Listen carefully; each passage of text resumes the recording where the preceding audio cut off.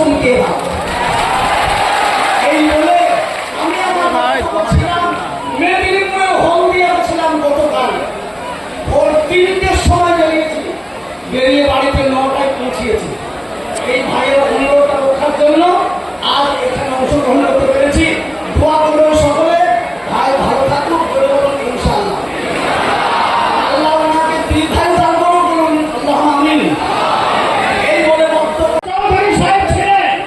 বাকি আমরা এখানে আমার জীবনে সাহেবকে দেখেছি, তিনি ভাবিকে দেখেছি, বল কার দেখি আর টিভিকে সাহেবকে দেখেছি, আর মোহাম্মদ সুমন আছে। যারা আপনারা জানেন যারা কংগ্রেসের ছিল তারা কংগ্রেসের হয়ে কথা বলেছে, মুসলমান জাতি হিসেবে জাতি হয়ে কথা বলেছে। যারা সিপিএমের ছিল তারা সিপিএমের হয়ে কথা বলেছে, যাদের চামচাগিরি করেছে মুসলমান জাতির হয়ে আর দেশের হয়ে তারা খুব কম কথা বলেছে।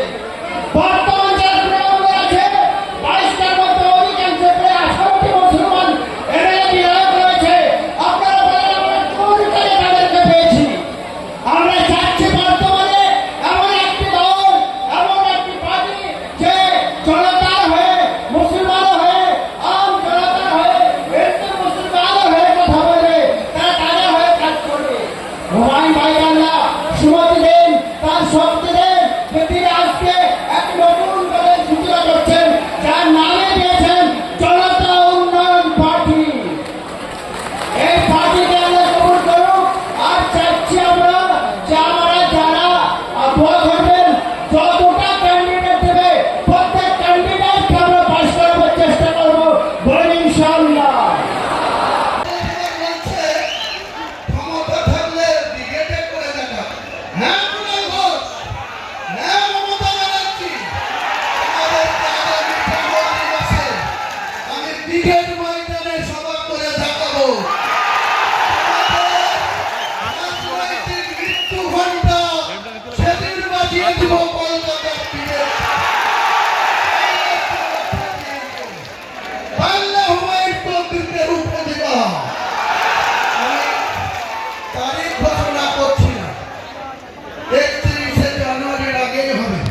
জানুয়ারি মাস পার হতে দেব না, কারণ আপনারা জানেন ব্রিগেড একটা সেন্ট্রাল গভর্নমেন্টের আন্ডারে, তাদের এনওসি নিতে হবে।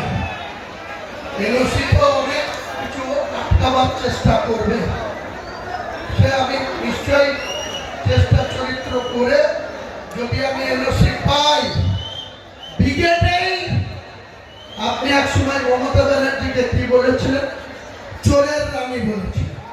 সারদাকে যখন আপনি 3.5 বছর জেল খেটেছিলেন তখন মমতা বন্দ্যোপাধ্যায়ের গ্রেপ্তার চেয়েছিল। কে চেয়েছিল? হুমায়ুন কবির চেয়েছিল না কোনো মুসলিম চেয়েছিল? আপনি কুণাল ঘোষ চেয়েছিলেন, মমতাকে চোরের রানী বলেছিলেন। আমি বলিনি, হুমায়ুন কবির বলেনি, বাংলার কোনো মুসলমান সম্প্রদায় মমতা বন্দ্যোপাধ্যায়কে চোর বলেনি, কিন্তু আপনারা বলেছেন। আর মমতা বন্দ্যোপাধ্যায় এত মনোবলিতে ভরা, যে যত বেশি গাল দেবে তার অত বেশি প্রমোশন হবে মমতা ব্যানার্জির কাছে। যে যত বেশি ওকে গাল দেবে মমতা ব্যানার্জি। বুদ্ধবাবু আজকাল পৃথিবীতে নেই। বুদ্ধবাবু আপনার মতো 11 বছর মুখ্যমন্ত্রী ছিল, আর জ্যোতিবাবুর মন্ত্রী সবাই দীর্ঘদিন পুলিশ মন্ত্রী।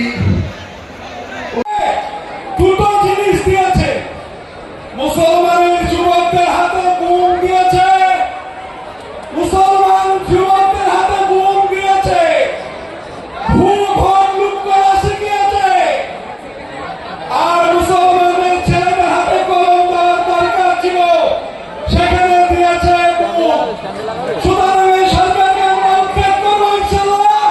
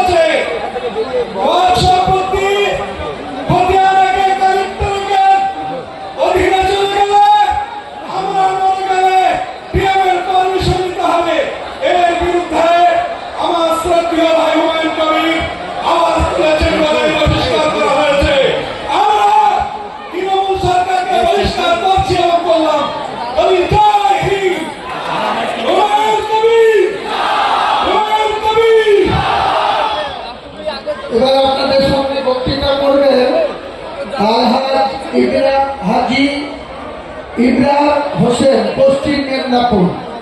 ওনাকে আজকে এই মঞ্চ থেকে আমি পশ্চিম মেদিনীপুরের আমাদের পার্টির সংগঠনের জেলা সভাপতি হিসাবে ডিক্লেয়ার করছি এবং উনি খড়গপুর গ্রামীণের আগামী দিনে বিধানসভা নির্বাচনে আমাদের দলের প্রতীকে কন্টেস্ট করবেন খড়গপুর গ্রামীণ আসনে।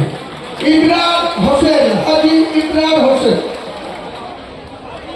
কবিরের সৈনিক, হুমায়ুন কবিরের সৈনিক হিসেবে আমাদের অনেক দায়িত্ব ও কর্তব্য রয়েছে। আজকে আমাদের এই দায়িত্ব ও কর্তব্যগুলি যথাযথভাবে পালন করার জন্য বসে পড়ুন, বসে পড়ুন, সবাই বসে পড়ুন, কেউ উঠবেন না, বসে পড়ুন, বসে পড়ুন, আপনারা বসে পড়ুন। এই জনসমাবেশের উদ্দেশ্যে তারা ধীরে ধীরে মঞ্চের উদ্দেশ্যে আসছেন, বসে পড়ুন, আপনারা দাঁড়াবেন না, বসে পড়ুন, সবাই বসে পড়ুন, আপনারা বসে পড়ুন, বসে পড়ুন, আপনারা দাঁড়াবেন না, কোনো হইচই করবেন না। আজকের এই অনুষ্ঠানটি ডক্টর আবারও আজকের এই ডায়াসে যে সমস্ত সম্মানিত অতিথি আসন অলঙ্কৃত করবেন তাদের নাম পুনরায় ঘোষণা করছি। ডক্টর হাসি বিশ্বাস, হরিহরপা, ডক্টর আব্দুল সালাম শেখ, দক্ষিণ চব্বিশ পরগনা, জনাব আলমগীর ইসলাম, হুগলি, জনাব ফিরোজ কামাল গাজী, বসিরহাট, নিশা